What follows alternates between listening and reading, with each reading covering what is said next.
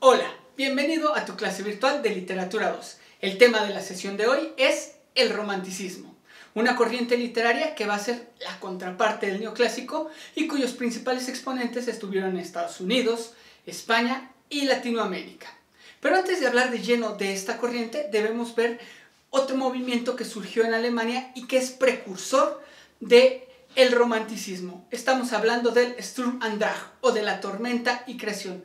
Este movimiento de origen alemán surge en los años de 1760 a 1765 y tuvo tres características principales. Lo primero es que estaba en contra de la ilustración. Los artistas alemanes estaban hartos de la razón y empiezan a ir contra este movimiento que buscaba enseñar mediante la literatura. Además, va a impulsar la idea de un hombre natural, un hombre que está en contacto con la naturaleza, que debe hacer caso a sus instintos, que debe tener el amor, la pasión para poder escribir, para conocer.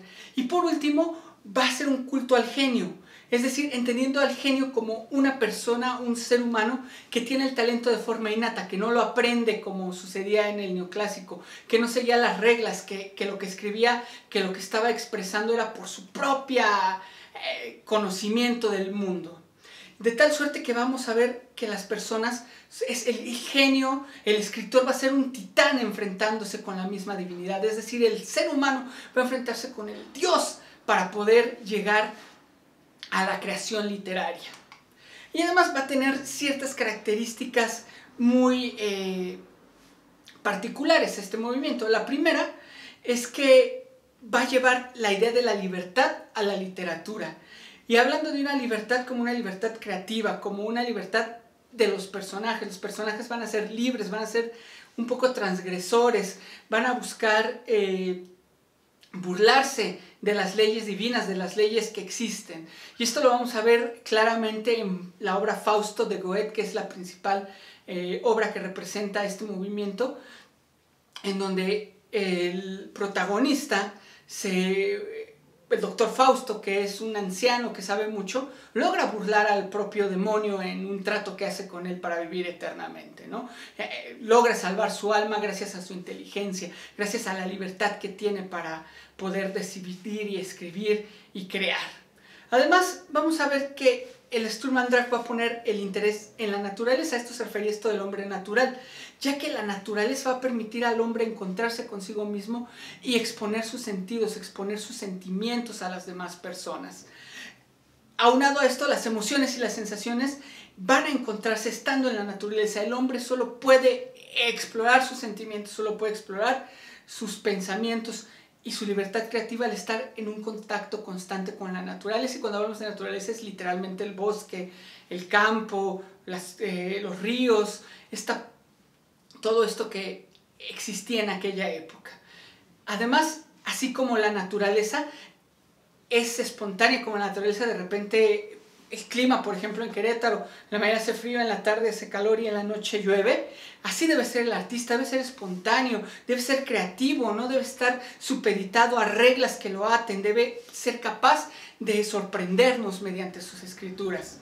Y por último, el artista era un genio, ya lo mencionaba en la diapositiva anterior. Esto quiere decir que el artista tiene el talento de forma innata, no lo aprende en una academia, no lo va a aprender en una escuela. Él ya es creativo por naturaleza, es un genio, y ese genio no puede estar encerrado en un cuarto. Él tiene que ser libre, tiene que poder expresar todo lo que tiene. No aprende su arte mediante el estudio. Además, en Fausto de Goethe veremos reflejadas ciertas características literarias. Vamos a ver primero este video en el que nos narran qué trata en Fausto de Goethe.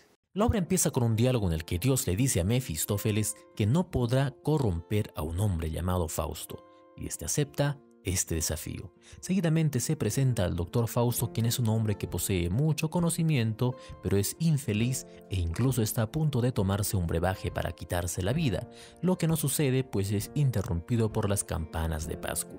En la puerta de la ciudad, Fausto y su discípulo Wagner caminan y observan que un perro negro les venía siguiendo. Fausto decide tenerlo y cuando llega a su cuarto el perro se pone inquieto y empieza a hincharse y transformarse en Mefistófeles. Mefistófeles. Ambos personajes dialogan y Mefistófeles promete volver para hablar nuevamente. Cuando vuelve, hacen un trato. Mefistófeles le dará a Fausto lo que desee y éste le entregará su alma en la otra vida. Además, si Fausto llegara a un momento de complacencia que valdría la pena mantener en la eternidad, éste moriría en ese mismo instante. El trato se cierra con una gota de sangre de Fausto. Hecho el pacto, ambos acuden donde una bruja quien hace realidad el primer deseo de Fausto, que es hacerse joven. Cumplido este deseo, el doctor le pide al diablo poder estar con una muchacha inocente llamada Margarita. Entonces Mefistófeles deja joyas en la casa de la joven. Seguidamente el diablo crea mentiras para que Margarita tenga un encuentro con Fausto, quien finalmente logra tenerla. Margarita, para tener privacidad con su amante, le da una poción a su madre para dormirla, pero exagera en la cantidad y ésta muere. Valentín, un soldado y hermano de Margarita, está molesto por el honor perdido de su hermana y le reclama a Fausto, pero también muere en sus manos y con ayuda de Mefistófeles. Fausto y Mefistófeles asisten a un ritual oscuro llamado la Noche de Walpurgis. Margarita está en la prisión, pues asolada por la tragedia ahogó al hijo que había tenido. Fausto trata de ayudarla a salir de la prisión, pero ella se niega pues está al borde de la locura. La joven Margarita muere en los brazos de Fausto, arrepentida. Una voz del cielo dice que está salvada. La segunda parte no sigue completamente la línea de la primera. Fausto ahora se encuentra en un mundo de ficción. Junto a Mefistófeles, conoce a un emperador y después de ayudarle a conseguir dinero, este les pide que traigan a Helena y Paris. Al traerlos, Fausto se enamora de Helena, pero después de una explosión queda inconsciente. Mefistófeles lo lleva a su antigua habitación, mientras en su laboratorio Wagner estaba creando un homúnculo. Este nuevo ser despierta a Fausto de su inconsciencia. Mefistófeles con engaños trae a Helena hacia Fausto, quien al fin le declara su amor. Helena le corresponde y fruto de ello tienen un hijo llamado Euforión, el cual muere tratando de volar al igual que Ícaro. Fausto ahora desea ganarle tierra al mar, así que Mefistófeles hace que le ayude al emperador a ganar una guerra. De este modo recibe del emperador tierras al borde del mar. Además, ya con 100 años de edad, construye su propio palacio y ensancha sus tierras artificialmente hacia el mar, cumpliendo así su deseo. Terminando ya la obra, Fausto continúa creando su nueva sociedad con paz y justicia para las personas que allí habiten. En su monólogo final, reflexionando sobre cómo sería si se cumpliera este sueño, dice: entonces podría decirle al instante, detente, pues eres tan bello. Fausto entonces muere. Satán y sus lémures están a punto de llevarse el alma de Fausto, pero un coro de ángeles viene y se lo llevan. Mefistófeles maldice que le hayan arrebatado a Fausto. Ya en el cielo los ángeles dicen: a quien siempre aspira y se esfuerza, a ese salvar bien podemos. Y si por él se ha interesado el amor desde lo alto, coros de bienaventurados le acogerán en sus brazos. Pese a que está hecha para representarse en el teatro, Fausto es una obra para leer por los diálogos extensos que contiene. La obra nos recuerda sin duda al pasaje bíblico donde se pone a prueba la fidelidad de Job.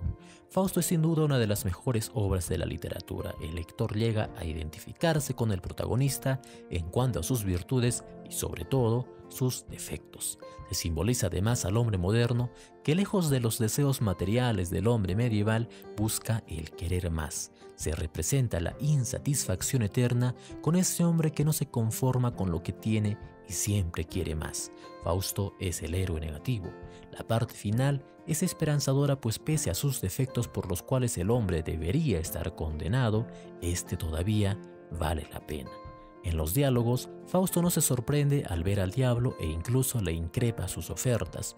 Mefistófeles cree que es fácil hacer feliz al hombre con tan solo cumplir sus deseos. ¿Y qué puedes darme tú, pobre diablo? ¿Qué sabes tú de las ansias y afanes del hombre?, pregunta un Fausto complejo y moderno a un Mefistófeles medieval. En la segunda parte, cargada de ficción con viajes incluso al pasado, Fausto deja de ser el romántico del Sturm und Drang y pasa a ser un Fausto más sereno. El texto es una obra difícil por toda su complejidad que genera varias interpretaciones. El Fausto de la segunda parte llega a ser feliz, haciendo feliz a otros mediante la construcción de una sociedad ideal. Cabe preguntarnos 2 siglos después, con sucesos como las guerras mundiales o un planeta herido, si al igual que Fausto, el hombre contemporáneo aún vale la pena. Ya que hemos visto de qué trata Fausto de Goethe, podemos identificar estas características dentro de la obra. La primera es el enaltecimiento de la individualidad. ¿Qué quiere decir esto? La individualidad está enaltecida. Aquí vemos a un doctor Fausto cuya inteligencia le hace burlarse del propio diablo, su individualidad, su proceso. Lo que a él le importa es lo que realmente lleva a que cometa todas las decisiones dentro de la obra. No está pensando en los demás, no piensa en alguien más, está concentrado en lo que él quiere, en tener más conocimiento, en vivir más, en responder sus dudas. Este enaltecimiento de la individualidad lo lleva a hacer un pacto con el diablo. También vemos el rechazo a todo tipo de reglas, es decir, quiere saltarse reglas naturales y por eso hace el pacto con el diablo. Esto es parte de su libertad creadora, de su libertad de poder crear. El doctor Fausto se burla de las propias reglas que escribe Dios y hace el pacto con el diablo para ser libre de esta atadura mortal que tenemos. Además, el arte va a ser una revelación y no un fin. Es decir, en el neoclásico las obras se escribían con un fin didáctico. Aquí la revelación es esto: quien lo escribe, Goethe, se le revela la idea en una noche y lo escribe. No va a tener que, no busca un fin, solo busca escribir lo que él se le ocurrió en algún momento. Y por último va a mostrar un conflicto entre el hombre natural y la cultura establecida. Y esto se ve ya al final, en la segunda parte de Fausto de Goethe, donde él llega a una sociedad y entonces el hombre natural empieza a contrariarse con lo que pasaba en esta sociedad y empieza a haber un choque entre ellos. De aquí se vino el romanticismo. Todas estas ideas, más una situación política en el mundo, fue lo que detonó la literatura romántica. Y es que, ¿qué pasaba en ese momento? Bueno, vamos a tener por un lado la revolución industrial en Inglaterra. Esto quiere decir que empiezan a surgir nuevas clases y los humanos empiezan a dejar de ser necesarios para producir las cosas y se va a la producción en masa. Entonces, nuevas clases sociales empiezan a tener relevancia, la burguesía empieza a existir como tal. Ya hay ricos, ya hay pobres, ya empieza a haber, sí había reyes, sí había gobernantes, pero ya los seres humanos normales tienen poder adquisitivo y entonces empiezan a crearse nuevas clases sociales. Además, vamos a tener en Estados Unidos que está la lucha de independencia, lo que va a resaltar ese sentimiento de nacionalismo y de identidad propia que hay en los seres humanos. Tenemos por otro lado la Revolución Francesa. Recuerden que el neoclásico termina con la toma de la Bastilla y la Revolución Francesa. Entonces los ideales de libertad estaban a su máximo nivel. La gente quería ser libre y quería rebelarse contra los abusos de los gobernantes. Por eso va a haber un sentimiento de libertad exaltado. Y por último estaba la guerra de independencia española. Ellos estaban luchando para expulsar a los moros de su país. Entonces vamos a tener un sentimiento exaltado nacional muy fuerte. Por esto vamos a ver cierta ideología dentro del romanticismo. Lo primero es que vamos a ver un alto grado de egocentrismo. Esto quiere decir que la literatura romántica va a estar basado mucho en lo subjetivo. Se va a exhibir la intimidad de las personas. Si en el neoclásico no había una intimidad y todo era objetivo y mediante la razón, aquí en el romántico va a ser todo lo contrario. Vamos a tener la subjetividad a flor de piel. El autor va a querer exhibir sus sentimientos más profundos a través de sus obras. Y aunado a esto va a estar la sensibilidad, es decir, que la gente o el autor o los autores no van a conocer por la razón como sucedía en el neoclásico, sino que vamos a conocer por los sentimientos, por la pasión, por el corazón. Dejamos de lado toda esta parte racional y ahora la única manera de conocer es mediante nuestros sentimientos, y lo que aprendemos o lo que entendemos mediante el sentimentalismo es la verdad absoluta en la que vive el romanticismo. La idea de libertad que ya mencionaba en la diapositiva anterior es una libertad contra la tiranía, contra las reglas, contra el propio Dios que está gobernando el mundo, y que los seres humanos quieren ser libres de poder decidir, libres de hacer lo que quieran, libres de reglas, libres de reyes, libres de ataduras morales, libertad en todos los sentidos. Y además vamos a ver una insatisfacción constante con la vida. Los poetas románticos llevan al grado más alto sus emociones y los lleva a una satisfacción que les lleva a buscar salidas de esto, ¿no? En algunos casos la muerte, el suicidio.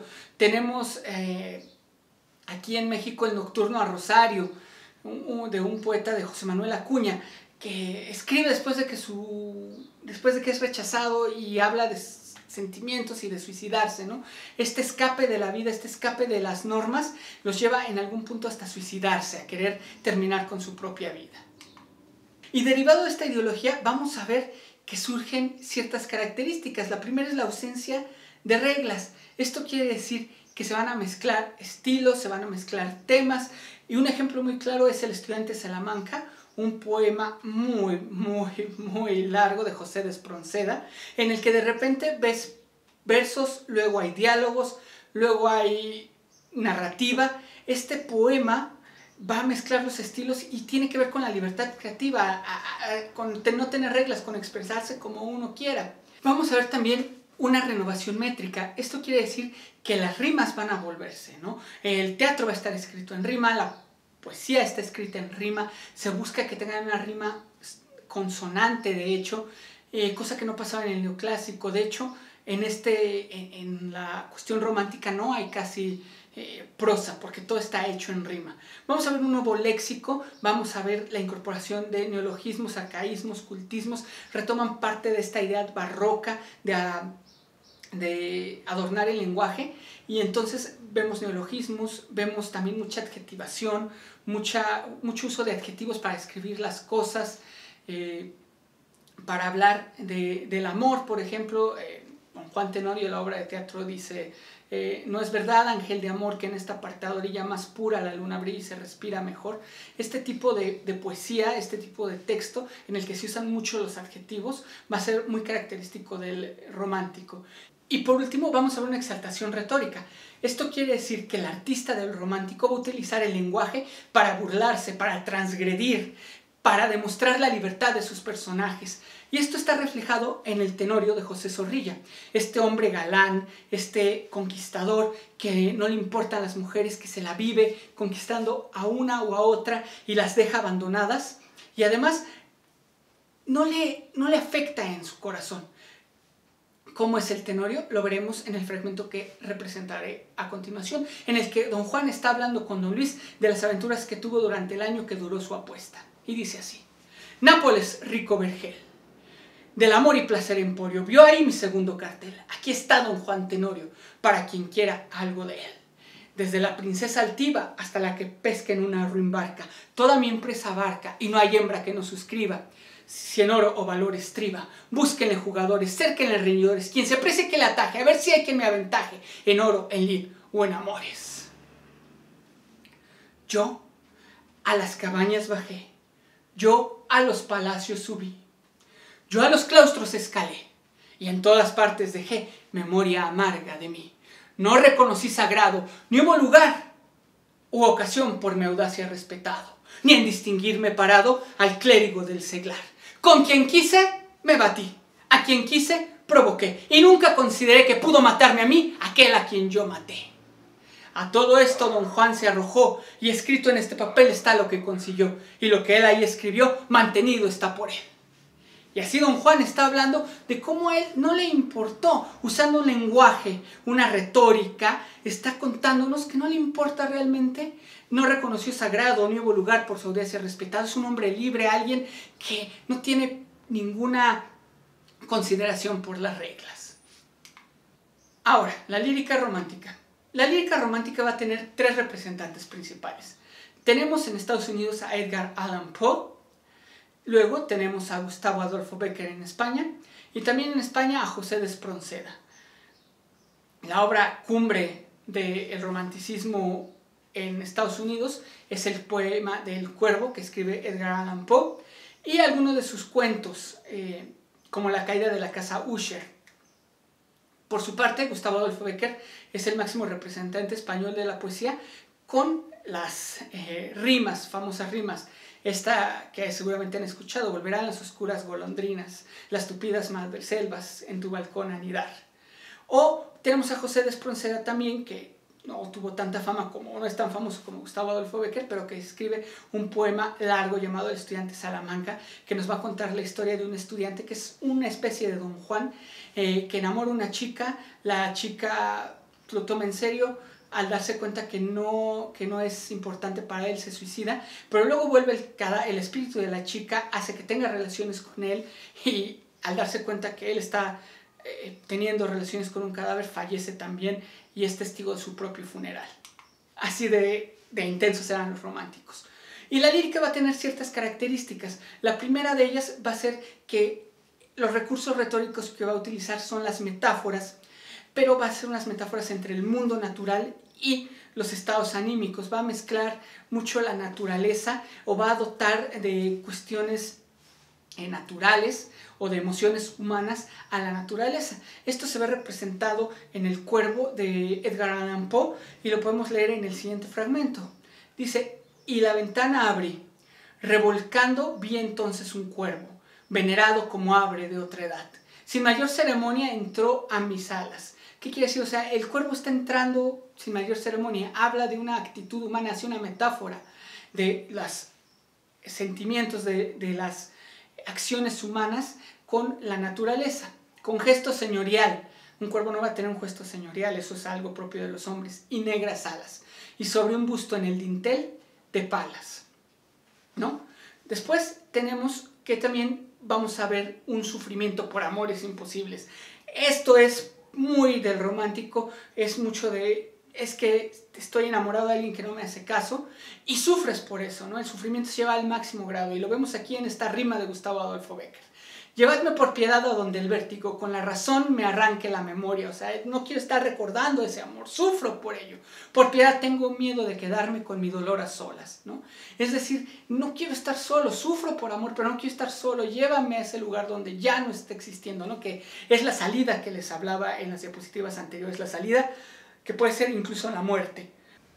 Y por último, tenemos este sentimiento que se va a reflejar en angustia existencial y gusto por lo tenebroso. A los poetas románticos les gustaba que sus obras sucedieran en casas solitarias, en panteones, en sitios sepulcrales, muy, muy dark el asunto, ¿no? Y van a tener este gusto por lo tenebroso, por lo fantasmal, ¿no? Cuando vemos El Cuervo de Edgar Allan Poe, es un cuervo, pero el cuervo está relacionado con la muerte. Vemos a Gustavo Adolfo Bécquer con rimas que tienen que ver con dejar de existir. Vemos El estudiante Salamanca, que su propia temática es que un fantasma va a tener relaciones sexuales con un hombre, ¿no? Esta parte mítica, misteriosa, sepulcral, va a estar muy presente dentro de la obra romántica y lo podemos ver en este fragmento, ¿no? El vago fantasma que acaso aparece y acaso se acerca con rápido pie, el vago fantasma, ¿no? Partimos de ahí, de estar hablando de un espíritu etéreo. Y acaso en las sombras tal vez desaparece, cual ánima en pena del hombre que fue, ¿no? Este sentimiento mucho de jugar con los muertos, de incluso transgredir a ellos. Y luego viene el teatro romántico que nos va a estar representado por la obra de Don Juan Tenorio. Esta es mi obra favorita teatral. Yo creo que ha sido una de las obras que más me han marcado de manera personal y que me encanta la historia, por lo que cuenta, ¿no? La historia de Don Juan Tenorio, ya les adelantaba hace unos momentos, pero va a contarnos. Don Juan es un hombre que no tiene respeto por ninguna ley. Él se cree que puede hacerlo todo. Entonces hace una apuesta con Don Luis Mejía, que al cabo de un año a ver quién conquista más mujeres y quién mata más hombres. Evidentemente Don Juan vence a Don Luis. Y en ese momento Don Luis, para no ver perdida la apuesta, le dice: bueno, sí, pero te falta una doncella en cuestión. Don Juan le dice que le diga quién es y le dice que una novicia que esté por profesar. Es decir, que una mujer que vaya a ser monja deje los hábitos y se vaya con él, ¿no? Don Juan, que está envalentonado porque ha ganado, dice: bien, yo te voy a cumplir el gustito, y además de esa doncella que está por profesar, voy a agregar la novia de un amigo que esté por desposar. Y hace referencia a la prometida de don Luis, porque don Luis ya tenía una prometida, se casaba al día siguiente. Y don Juan engaña a doña Ana de Pantoja, que es la prometida de don Luis, se mete en sus aposentos por la noche, urde un plan, yace con ella, es decir, tiene relaciones con doña Ana, y después logra, mediante la ayuda de Brígida, que es la cuidadora del convento de doña Inés, logra robarse a doña Inés y engatusarla. Se la lleva a su finca, donde la mantiene, ahí se enamoran, surgen las escenas más bonitas del teatro romántico, y llega el papá de doña Inés a increpar a don Juan. Don Juan le dice que realmente él está enamorado de doña Inés, que por favor no lo obligue a pelear con él. Don Gonzalo, el padre de doña Inés, no entiende de razones, y don Juan lucha con él, mata a todos, mata a don Luis, mata a don Gonzalo, y ahí se termina el primer acto. Don Juan huye para que no lo atrape la justicia. Siguiente acto, pasan 10 años, don Juan regresa a su finca, se ha dado cuenta que doña Inés murió de amor porque nunca regresó, y su finca se ha transformado en un panteón. De ahí viene también el sentimiento sepulcral de la obra. Llega a su finca, a su hacienda, y la ha visto que ha sido convertida en un panteón. Ahí habla con la estatua de don Gonzalo y le invita a tomar una copa con él. Invita al fantasma de don Gonzalo a tomar una copa con él. Y realmente va don Gonzalo, en la mente de don Juan, va don Gonzalo, toma una copa con don Gonzalo, pero en eso llegan Centellas y Avellaneda, que son dos capitanes que servían antes y que eran amigos de él. Don Juan les dice que ha sido su culpa, se pone a luchar con ellos, y en ese momento el inframundo aparece y del panteón salen los muertos para llevar a don Juan al infierno, que en el último momento es salvado porque doña Inés intercede ante Dios por él y la salva por amor. Y don Juan, el galán, el que mató, el que conquistó a mujeres, es salvado por el amor de doña Inés. Y ese es el sentimiento romántico, ¿no? Y esta obra tiene ciertas características. La primera va a ser el empleo del verso con rimas sonoras. Esto se refiere a que toda la obra está escrita en verso y en rima consonante, ¿no? Por ejemplo, cuando don Juan ya está con doña Inés solo en su finca, se da esta famosa escena que les decía que es la escena más hermosa de amor que hay en el romanticismo, y que dice algo así: no es verdad, ángel de amor, que en esta apartada orilla más pura la luna brilla y se respira mejor, con el alma que vaga, llena de sencillos olores, de las campesinas flores, que brota esa orilla amena, esa agua limpia y serena que atraviesa sin temor la barca del pescador, que espera cantando al día. No es verdad, amada mía, que están respirando amor. Y estas palabras que van filtrando en tu corazón inconsciente, ya pendiente de los labios de don Juan, y cuyas ideas van sembrando en su interior un fuego germinador, no encendido todavía. No es verdad, gacela mía, que están respirando amor. Y esas dos líquidas perlas que se descienden tranquilas de tus radiantes pupilas, convidándome a beberlas, evaporarse a no verlas, de sí mismas al calor, y ese encendido color que en tu semblante no había. No es verdad, amada mía, que están respirando amor. Oh sí, bellísima Inés, luz y espejo de mis ojos, escucharme sin enojos como lo haces, amores. Mira a tus plantas, pues, todo el altivo rigor de este corazón traidor que rendirse no creía, adorando, vida mía, la esclavitud de tu amor. Las rimas son consonantes, son hermosas. Además, vamos a ver una mezcla entre lo popular y lo aristocrático. Esto quiere decir que las nuevas clases que surgen, la burguesía, don Juan es un burgués, además es rico, va a mezclarse con lo populo, con el pueblo. Lo dice él mismo: desde la princesa altiva hasta la que pesca en una ruin barca, toda mi empresa abarca, si no el valor estriba, ¿no? Es esta mezcla entre la gente. Chuti, el escudero de don Juan, es del pueblo, y vemos a Chuti siempre ser muy amigable con todos. El amor trágico e imposible, ¿no? Este amor entre doña Inés, que es una vicia por profesar, y don Juan, que es un galán, y que cuyo amor no podría ser compatible, pues a final de cuentas surge y salva a don Juan de sus fechorías, de su villanía, ¿no? Incluso don Juan, en el fin del último acto, antes, cuando mata a todos, él dice, llamé al cielo y no me oyó, porque él le dice a Dios, Dios, yo ya no quiero matar gente, yo estoy enamorado de doña Inés, por favor, evítelo, y no lo escucha. Y al final, cuando se sale, don Juan dice, llamé al cielo y no me oyó, de mis actos en la tierra que responda a él, no yo, ¿no? O sea, ya don Juan está desesperado, y sale y le dice a Dios, tú tienes la culpa de todo lo que ha pasado porque yo ya me quería redimir y tú no me lo permitiste. Y es parte de esta libertad que tienen los románticos. Los ambientes sepulcrales, nocturnos, todo sucede siempre de noche. Don Juan engaña a doña Ana de Pantoja en la noche, se rapta a doña Inés de noche, llega al panteón, su finca es un panteón, todo sucede en ambientes nocturnos y misteriosos, ¿no? Además busca conmover al público emocionalmente. Si ustedes ven don Juan Tenorio de principio a fin, terminan llorando por el amor tan grande que se tiene y por cómo el amor logra salvar a un villano. Y por último, vamos a ver héroes apasionados que luchan por sus ideales, pero que mueren al enfrentarse a las normas sociales. Es decir, vamos a ver un don Juan que él creía que lo que estaba haciendo bien, ¿no? Él creía que conquistar a las mujeres estaba bien y no tenía mayor reparo en hacerlo, pero al final muere por enfrentarse a estas normas sociales, muere porque no está bien visto que un villano esté con una mujer bella, que él no merece el amor de alguien, entonces muere, pero es salvado al final. Aquí terminamos el romántico. Ahora tú vas a tener que ver algunos fragmentos de don Juan Tenorio que están en tus actividades y realizar lo que se te pide y también realizar un video para regresando de vacaciones. Chicos, yo quiero aprovechar este espacio para agradecerles. Sé que han sido semanas difíciles, sé que ha sido complicado para ustedes, pero quiero felicitarlos porque en su mayoría han entregado las tareas en tiempo y forma, han hecho excelentes trabajos como los que me harían de forma presencial. Estoy orgulloso de ustedes y quiero de verdad darles un fuerte aplauso porque se lo merecen por el esfuerzo que están haciendo ante esta contingencia. Disfruten sus vacaciones, nos vemos regresando.